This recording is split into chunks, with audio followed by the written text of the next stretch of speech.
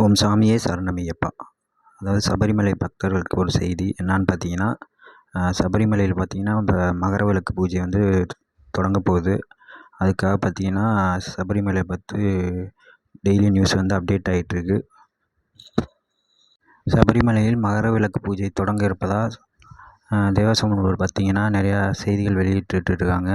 சிறப்பு ஏற்பாடுகளும் பண்ணிகிட்ருக்காங்க.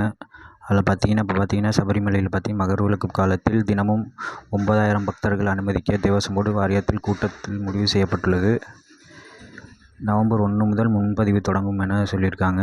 ஆன்லைன் முன்பதிவு மூலம் 70,000 பேரும், ஸ்பாட் புக்கிங் மூலம் 20,000 பேரும் தரிசனத்துக்கு முன்பதிவு செய்யலாம் என தேவஸ்வம் போர்டு சொல்லியிருக்காங்க. அதனால் எல்லோரும் பார்த்தீங்கன்னா அந்த ஆன்லைன் முன்பதிவு வந்து நீங்கள் செஞ்சுட்டு அதுக்கப்புறம் போங்க. ஸ்பாட் புக்கிங்கில் போய்ட்டு நீங்கள் அங்கே கூட்டமாக இருக்கிறதுனால அங்கே போய் கூட்டத்தை தவிர்த்துட்டு நீங்கள் ஆன்லைன்லேயே புக் பண்ணிட்டு போயிடுங்க. ஓகே, நவம்பர் 1 முதல் ஆன்லைன் புக்கிங் வந்து ஓப்பன் பண்ணுறாங்க. சபரிமலை சீசன் தொடங்குறப்ப என்னென்னு பார்த்தீங்கன்னா, சபரிமலை தேவஸ்வம் போர்டு பார்த்தீங்கன்னா நிறையா முன்னேற்பாடுகளை செஞ்சிகிட்ருக்காங்க. அதை பற்றி அப்டேட் வந்துக்கிட்டே இருக்குது. நான் என்னோடய சேனலை நீங்கள் சப்ஸ்கிரைப் பண்ணி வச்சுக்கோங்க. நான் உங்களுக்கு அப்டேட் சொல்லிகிட்டே இருக்கேன். ஓகே, இது போன்ற பயனுள்ள தகவலுக்கு சேனலை வந்து சப்ஸ்கிரைப் பண்ணிக்கோங்க. கூடவே பெல் ஐக்கான் இருக்கும், அதையும் கிளிக் பண்ணி ஆளுங்கிற நோட்டிஃபிகேஷனை செட் பண்ணிக்கோங்க. சாமியே சரணமையப்பா.